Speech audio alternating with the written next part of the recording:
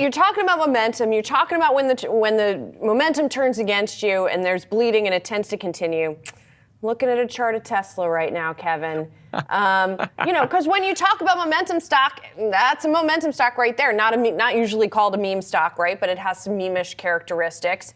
How you feeling about Tesla these days? Boy, Tesla's been a tough one. I think the way I look at it is my rule of thumb this year is patience for 2024, hopefully hope and bullishness for 2025. The reason I say that is we're right in the midst of an election year, and that shouldn't have anything to do with Tesla. But at the same time as you're in an election year, you've got Elon on X. He's got a very sort of one-sided political point of view. He doesn't hide that. That upsets a lot of folks who are usually your EV supporters and climate change supporters. Elon kind of remarks, oh, why would climate change activists attack Giga Berlin in Germany? Well, because of his politics, right? So I'd like to get past not only the election, because then I think we're going to see politics cool a little bit from the Elon point of view, but we'll also have gotten past the shareholder vote. We'll have gotten past the robotaxi event. We'll see how much adoption we actually get for full self-driving, what the adoption rates are, and most importantly, how much cash are they actually going to have at the end of the year? I'm worried that they're going to have to do a pretty large fundraise, and that's why they're cutting 14 to 15% of the staff, firing the entire supercharger team.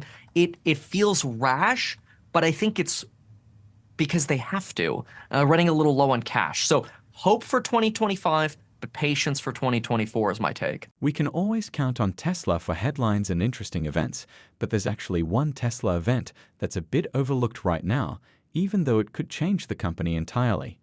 It is the pivotal day of June 13th, on which Tesla shareholders will get to vote on several important matters, including whether to reapprove CEO Elon Musk's substantial compensation package. According to the investment banking giant Morgan Stanley, this vote will play a significant part in the company's long-term strategic direction and will change Tesla forever. So if you're a Tesla shareholder and you're going to vote on that day, keep watching this video to get an idea of what's about to go down. That's because we're going to talk about how we think the vote will go, as well as what investors should do with their Tesla shares as it approaches. But before we do that, if you want to keep up with Tesla's latest updates and keep up with the stock market's latest news, you can follow our Twitter account. We post multiple times daily about the biggest changes and catalysts in the market, so click the follow button if you don't want to miss the newest market updates. Now, back to today's video. According to the Wall Street Journal, Tesla board chair Robin Denholm and others at the company plan to spend the next several weeks crisscrossing the globe to rally support from shareholders. This will take shareholders back to 2018, when they originally signed off on Elon's pay package. In 2018, Tesla had a market value of around $50 billion and was losing money. However, the company is now valued at nearly $570 billion and makes profits, so Denholm and the company are now telling shareholders that Elon deserves to be rewarded for hitting lofty goals set back then, saying he earned that pay and should get it. But this won't be an easy vote, as many shareholders aren't happy with Tesla's current performance. Tesla stock is down about 30% this year, as sales and margins have fallen. Meanwhile, Elon's ownership of other businesses, including social media platform X, is causing institutional investors to think that he's too distracted and won't run Tesla with the same enthusiasm. Additionally, not everyone agrees on Tesla going balls to the wall, as Elon put it, on autonomy and robotaxis, and the recent layoffs aren't really signaling a better future for Tesla for some investors. So, in 2018, shareholders voted 73% of their shares in favor of the pay package, but this time, Tesla is bracing for a tighter vote. Now, let's rewind back to January of this year, when a Delaware judge ruled that the board's process in negotiating the pay package was deeply flawed, citing the director's close ties to Elon as she invalidated the shareholder vote and ordered the pay rescinded. Elon responded on X, saying, "Never incorporate your company in the state of Delaware." So, the board decided that bringing up the issue again in a new shareholders vote would be a great solution, but Tesla added another issue for investors to vote on, and that's moving the company's incorporation from Delaware to Texas, where it has its corporate headquarters. Moreover, Morgan Stanley's managing director, Adam Jonas, sees the vote as one that will have a big impact on the long-term strategic direction of the company. So, let's find out what he thinks. Hello everyone, and welcome back to Investocracy. Kevin, that's really interesting. The idea that Tesla needs to shore up the balance sheet. What do you think is the most likely way they would do that? Oh, they just issue shares. I mean, not only do they need the share price to stay up so that Elon doesn't get margin called on his loan secured by Tesla shares over at X, but they would just issue shares is my expectation. And the reason for that is, you look at the balance sheet, they've got payables of that well over $20 billion. They've got maybe $3 to $4 billion of free cash available. And what's remarkable is their free cash flow in the first quarter was negative $2.5 billion. Then Elon suggested they would spend $10 billion this year on AI for their FSD. And I'm thinking to myself, where's the money coming from? It's certainly not coming from increasing deliveries. Right. So that's why we're seeing the cuts right now. We're seeing the cuts on employees. We're seeing the cuts on expanding the business.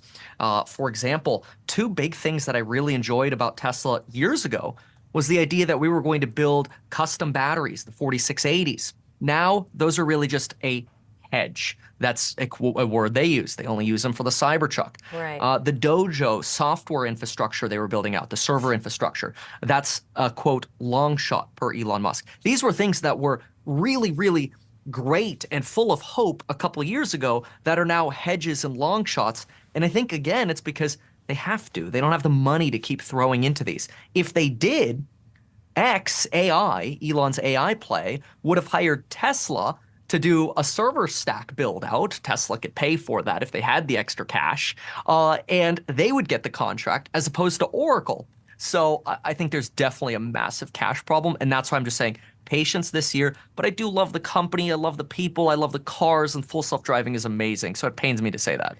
This chart shows how Tesla's institutional investors voted on Elon Musk's compensation package in 2018, ranked by their stakes in the company, and according to Bloomberg, institutions now own 46% of all Tesla shares, down from 70% in 2018, while retail investors own 30% of Tesla. So, it's no surprise that Adam Jonas said that it's impossible to predict the outcome and it could go either way. But what he knows for sure is that the event could drive material volatility in the stock. As of February 2024, Elon's ownership of Tesla stood at around 20.5% when factoring in the options granted in the 2018 award. Now, excluding these options, his direct ownership of Tesla amounts to roughly 13%, but naturally, he wants to own at least 25% of the company, and this vote could help him achieve that. According to Elon, he won't be comfortable developing new AI and robotics technologies at Tesla if he doesn't have 25% of the company, which is why shareholders say matters, and if they voted yes for his compensation package, it means that they still want him as CEO and want him to have a bigger stake in the company. Adam Jonas points out that within Elon's portfolio of companies, Tesla stands out as the only one where he lacks control or a blocking minority vote. And although all of Elon's ventures are connected to AI in some manner, his desire to own a larger percentage of Tesla stems from fears of this powerful technology going awry. Adam Jonas acknowledges that while approving the compensation package wouldn't directly give Elon a 25% voting block on its own, the analyst thinks that the consequences of it being rejected are dire ones for Tesla. So you might be wondering, what are the consequences should the payment package be rejected? Jonas answers this question by saying that the options will likely be unwound, making it increasingly difficult for Musk to achieve 25% ownership. For Jonas, Tesla's AI prospects will be limited until there is some resolution to the voting control matter, with the analysts believing that as long as the issue of blocking minority remains in limbo, Tesla's share price trajectory will continue to be dominated by the more sobering developments within the global EV industry. With that being said, Jonas is extremely bullish on Tesla's autonomy push, and that's shown in his buy rating and $310 price target. If his target is achieved, investors could realize a potential return of 80% over the next year. If you made it this far into the video, thank you. These videos take a lot of effort and time to make, so if you enjoyed them, please hit the like button and subscribe to the channel. This goes a long way in helping us grow. That said, back to the video. Well, then what product do they need to come first? What would potentially be a saving day for Tesla right now? So the one they should have launched literally 4 or 5 years ago is the mini car, right? If they'd have launched it, the supply chain would be in place for them to have, mid to high teens margins, right? They could have been building it in Germany or in India, and they're just late. And this vacillation around where and when.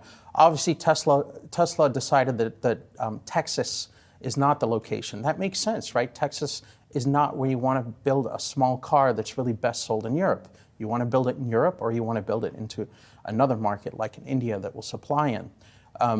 There are so many problems they have to fix at Tesla right now. For them to be going through significant 10 to 20% headcount cuts right now is problematic. They need their best people working hard. Craig, I'm curious how you're looking at the tariff news that we got from the Biden administration today when it comes to the tariffs that they're imposing on Chinese-made EVs. Clearly doesn't have a huge impact here today, but I'm curious, just as we think about the broader landscape, the competition right now between U.S. automakers and Chinese automakers, and what exactly that could look like 5 to 10 years from now when we're focused on those cheaper EVs. Yeah, so Can the U.S. automakers compete? Here in the U.S., we tend to be quite dismissive of Chinese EVs, right? Everybody's kind of poo-pooing the Seagull from BYD. $12,000 for a credible low-end EV. You look at the high end of the market. I drove the Lotus Electre, which is really a Geely EV, the other day. Base price of $107,000. It is superior to the Lamborghini SUV, right? And that starts at what, $238,000? It's an electric car. It's going to get more gee whiz from your neighbors if you can actually buy one.